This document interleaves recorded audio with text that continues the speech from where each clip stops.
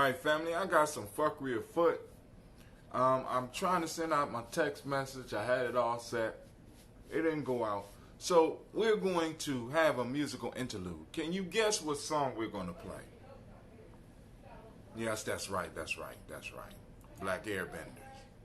Yep. Rashawn. Here we go. Give me a couple more minutes.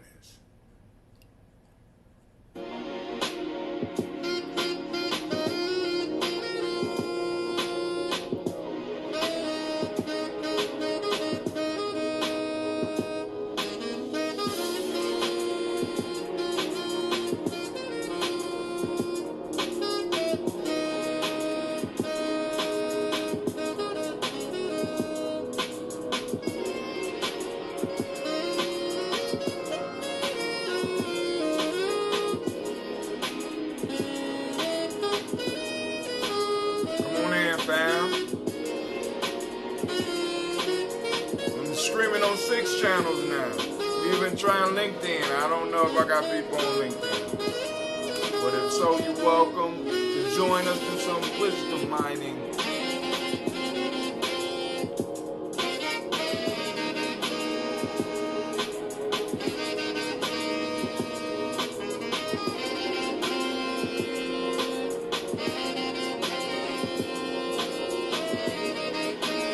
My dashboard is really messing up on me.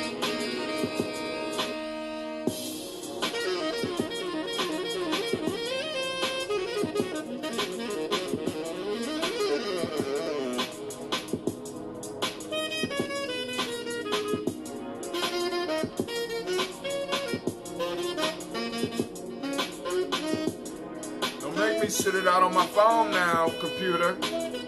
Some bullshit.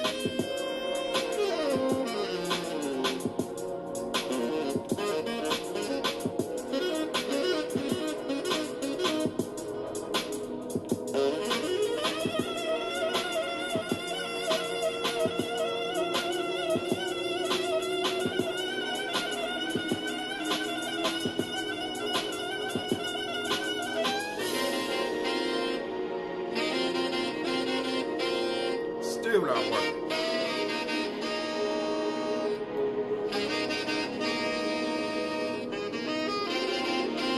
I know I paid my billet. All this dough.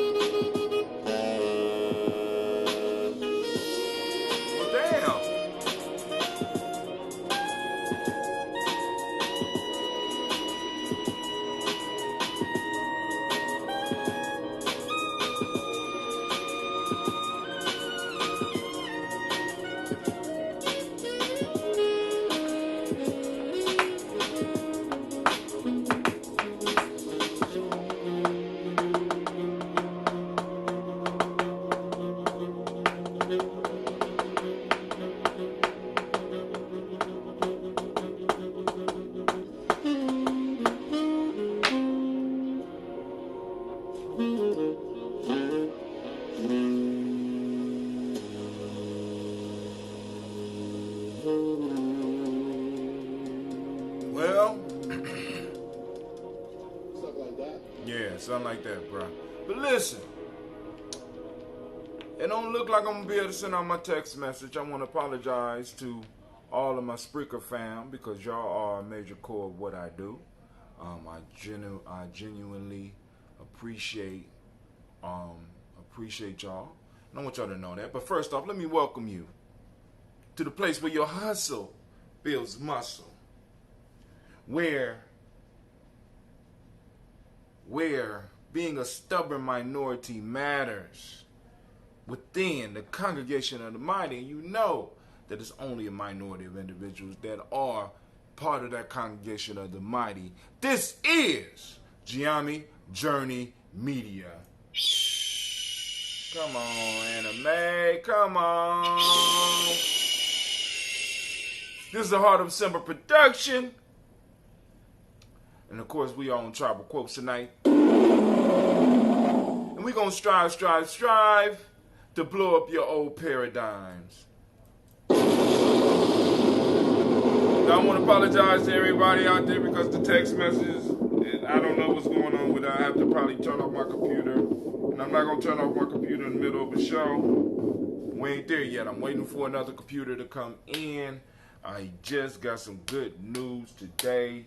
And on the pinnacle, this is the pinnacle of my fast, right? I'm on a dry. This is the second day of my dry. Tomorrow's my last day of no water, no food, and bow, right? But right now, I'm at the apex of the 21 days. I'm at the top because, you know, we do it like a pyramid, so I'm able to look out there. So I'm driving in my car, and I get a call from a brother in California. I won't say his name yet. You know what I'm saying? But I've been reading some of his books, and I got a call from him. He said, dude, let me help you line up what you doing. You got all the right dreams. You got all the right mechanisms. But let me give you a focus. Let me help you focus and hone in and build up this whole idea Giammi journey. I was like, here. Let's do it. Right?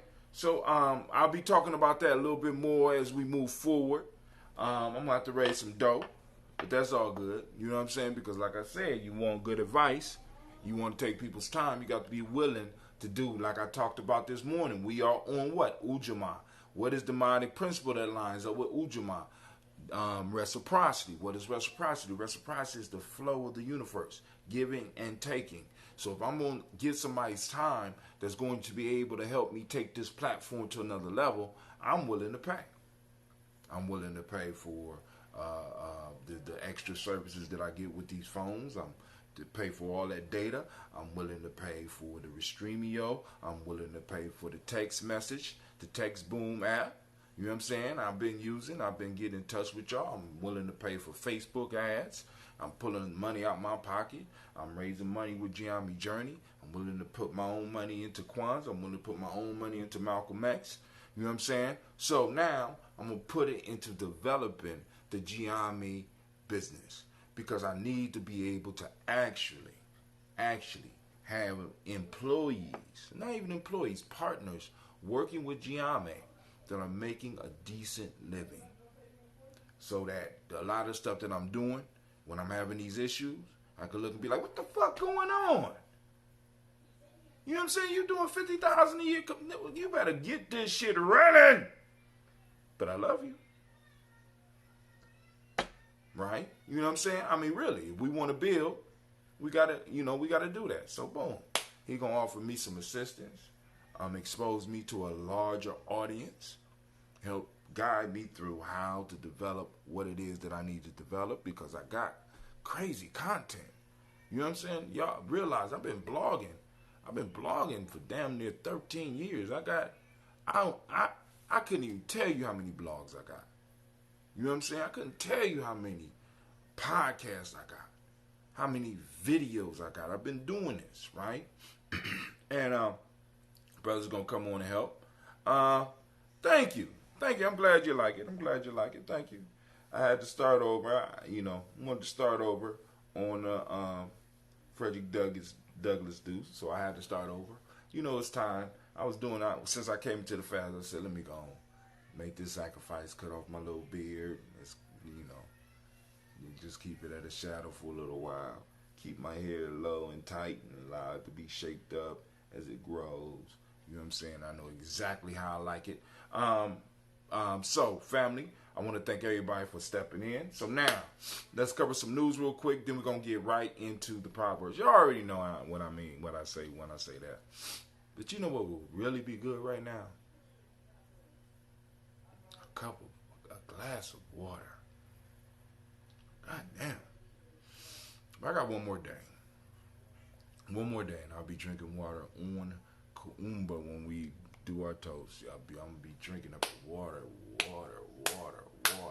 You know, like I said, when you do these type of things, it gets you to feel gratitude for those small things right? Water, you know what I'm saying? For most of us in America, water is like it's something we side-eye sometimes. Water. Shit, water is a necessity. My body is like, oh yeah, we want some water. But I do this to prove not only to myself, but to people around me, because they say you only can survive 3 days without water. Y'all don't see me dying. I mean, y'all see me confused and shit, but y'all don't see me dying, right? So we'll start back up on the water on Kaumba and Imani, and then after that we'll be able to move back to the juices, and I'm gonna have me a nice. I'm gonna blend me up a nice little juice smoothie type. Woof, Lord have mercy. If my kids ain't eat up all the fruit, you know how that shit go, right? So we also popped up on our garden. I got a call from our family members that are in DC right now and learning some good information and running to other people that's doing stuff that we're doing, right? So Brother Hatim don't look that crazy, you know what I'm saying? Because sometimes you gotta get people outside of the tribe so they can be like, damn, there's other people that's doing what we doing. There's other people that's serious about what we doing. So let me see if this text message thing ain't pop up. So family, if y'all would like and share, you know what I'm saying? We need to bring people in. Shit, some of y'all in Giami, go on and do a watch party because that'll bring more people in. So we gonna have this discussion. Lines are open at 614-556-4535. As a matter of fact, let me go and post that up. Call in lines open at 614-556-4535. Let me do the same for Spreaker, just in case we got some people on there. Call in lines open 614-556-4535. So we got that up on Spreaker. And I hope Brother Kwame, because usually I have to send him a link. And I'm kind of hurt because, but we'll see. We'll get them together. So I don't know what's up with my text piece. So let's go. All right, here we go. I found an article today. This is in Forbes. But this is May 23rd. And this how the idea of reparations for Black America is coming closer to reality. It's by a John, it looked like Turpay. He writes in Leadership Strategy. I write about social and political issues related to high tech. So this is something that's related to high tech. I wonder why. But let's go on and The issue of reparations for African Americans is back in the news, with a new number of candidates for Democratic presidential nominations endorsing the idea in one form or another. Much of the support involves endorsements of a bill creating a study commission that has been introduced unsuccessfully since 1989. So since 1989, family, for those that don't know, there's been a bill that's been passed, started by, I can't remember the congressman's name. Well, anyway, they have refused to even study the concept of reparations. But let's go and talk about them and the Dreamers Act, or rights for the LGBTQXYZ crew. You know what I'm saying? No, there's no delay on that. For us, they just jump right past our shit. And we have to put a stop to this. We have to put a stop to this. We got to make sure that when our shit pops up, that it's taken very, very seriously. You know what I'm saying? And make sure that they understand we're not playing with this. The return of reparations is defined as an effort to address the wrongs done to blacks throughout U.S. history. And we got to be clear about that. By done to ADOS, right? Because I know y'all like, well, we black, but you have to be able to define the class specifically, define the group specifically, because what happened is you have people that were not affected by this, clumped in, and all of a sudden they're gonna turn it down, or there's arguments about that. No. People that are descendants of slavery in America, American descendants of slavery. All right, clear, cut, simple. All right, the return of reparations defined as the effort to address the wrongs done to blacks throughout U.S. history. To the political agenda might seem oddly timed because of the current preoccupation with turning back the clock in so many policy areas. But Patricia Cohen of the New York Times lays out a number of economic models that might be used to calculate the losses suffered by American slaves and their descendants, as well as the various ways by which those losses might be compensated. There's a good reason to focus on the economic side of this question, since economic disadvantage is at the core of how blacks have suffered under slavery, segregation, and their legacies. Ta-Nehisi Coates laid out many of the details in his justly acclaimed 2014 essay in The Atlantic. The problem is that ultimately the response to these wrongs must be political and will have to gain the endorsement of Congress if they are going to have any traction. Unless the president was to sign, and I'm going to say this, unless the president was to sign an executive order. You know what I'm saying? Then there might still be problems, but our boy Obama signed an executive order for the Dream Act and stuff like that. Executive orders can kind of push shit in, and then they can argue about it while shit is happening, right? Just at least to get the study started. Come on now. We know this in part from the experience of Japanese Americans, those who were interned, incarcerated as enemy aliens during World War II, waited more than 30 years before they received compensation for the wrong done to them. I went over there. Congress created a commission of inquiry in 1980 to address the issues on the basis of its recommendation. The Civil Liberties Act of 1988 provided for $20,000 for each surviving internee, as well as an official apology from the government. The legislation was designed specifically to ensure that other groups, African Americans in particular, would not see the law as precedent. The situation of blacks had been addressed in the Kerner Commission, impaneled by President Lyndon Johnson in the aftermath of a number of major urban riots in the late 1960s. Memorably, the commission concluded that our nation is moving toward two societies, one black, one white, separate and unequal, and that white racism was the cause. The commission recommended massive programs to attack the impoverishment of urban ghettos and to improve the well-being of black population. But the recommendations got caught in the meat grinder of presidential politics, and Johnson, who had done so much to improve the situations of black up to that point, essentially ignored the findings. And since the Kerner Commission, no such major official efforts have been mounted to understand and respond to the inequities suffered by black Americans.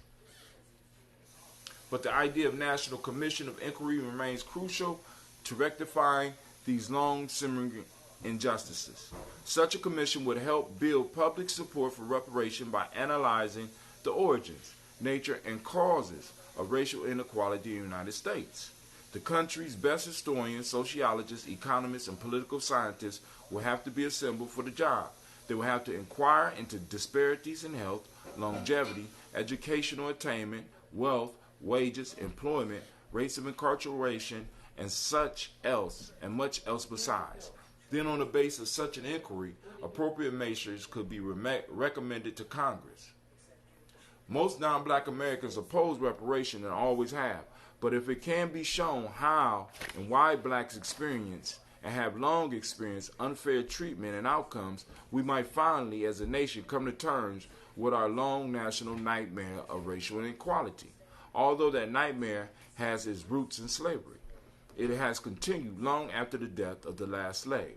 The fact that no slaves are still alive has often gotten in the way of lawsuits intended to address racial inequality, since according to the courts, only a living victim of wrong in question can have standing to bring a suit. But those denials miss the real point. Racial inequality, however far back its roots may lie, still plague the country today.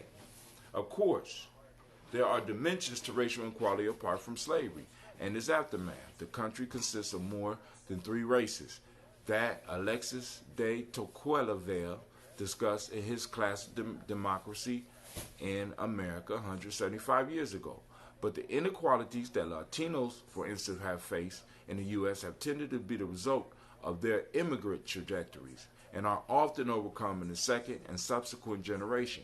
In contrast, blacks have been in this country for 400 years and yet remain on average far worse off than whites in great many respects. Respect the enthusiasm of some Democrats, presidential hopefuls, and increased recent attention to the topic.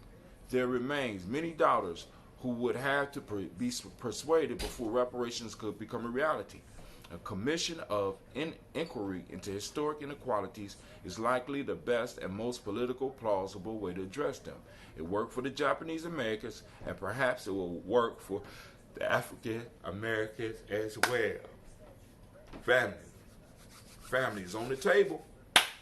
It's on the table. It's being discussed, and we have to do our part. We have to push. We have to have conversations with our families, our friends, our co-workers about the importance of reparations. Now, for those doubters, for those haters, for those individuals, and I know y'all be like, brother, what about the hell? What about? Y'all got to understand, family, listen.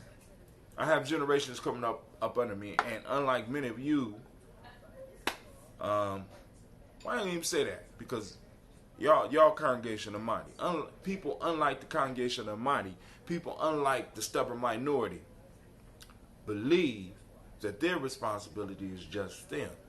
I believe I'm responsible for at least the next 7 generations. At least in my tribe. You know what I'm saying? So I have to make sure that there's a foundation for them. If I don't do that, I have failed. And if you don't do that for your family, for your tribe, you have failed.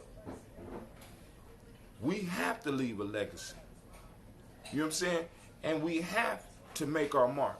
And we have to hold those responsible for some of the problems that we are having and facing today. I know we look in the hood and we see all this trauma going on in our hood, and we got to understand the source of a lot of this. We have to understand the source of a lot of this trauma, right? And it's not just you and some of the bad choices that you make, your family. I want you to understand that. All right. We got Shaka. We got Shaka posted something up, but it's a story I want to post up. Let me see.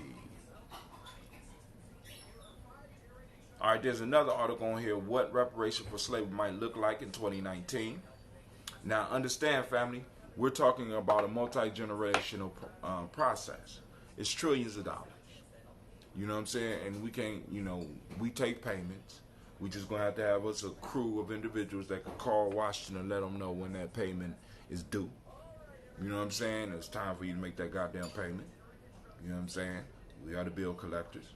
You know what I'm saying? Just like they call us about our shit. Because I know some people are like, I don't want to take no handout. Listen, family, and let me break this down for you, right? If you are owed something, is it a handout when you go to the motherfucker that owe you and tell him to give your money, and he turns around and says, what, you want a handout? Motherfucker, you owe me money. Ain't no hand. Give me my money or give me your hand. Simple, right? I mean, really. People, you got to get over the mind fuckery that people are throwing upon you. Please understand, right? If it's a debt that's owed to you, it's a debt that's owed to you, right? Your ancestors. This country was built up upon your ancestors. And we talk about this all the time. So don't allow people to clown you to think that what you're asking for is a handout. Not what you're not asking for a handout. You're asking for what you are owed. See, because nobody have a problem with calling you about your late car payment. Do you ask them when they ask them about that money? What, you want a handout? Your mortgage payment? What? You want a handout? No, it's a debt that you owe, and you pay it. And just like they expect you to pay your debts, we need to expect them to pay theirs. And it don't take every last one of them, because I keep on telling y'all about the stubborn minority. I'm going to drill this into your mind. It's the stubborn minority that always make changes. It's the stubborn minority that always changes the world. And it's our time. But there's one article I want to cover before. And this one right here. Get ready to hold your hat, family. Get ready to hold your hat. So when you be running into those people like, I ain't gonna never get no reparations. I ain't gonna never get it, right? Here we go. Listen. How this is from Bloomberg Opinions, from Bloomberg Paper Official. This is on June 5th, 2019, 8:44 a.m. How Germany should respond to the 1.2 trillion reparation claims. Berlin can ignore Poland and Greece's demand for reparation, but it should pay heed to their calls for more altruism.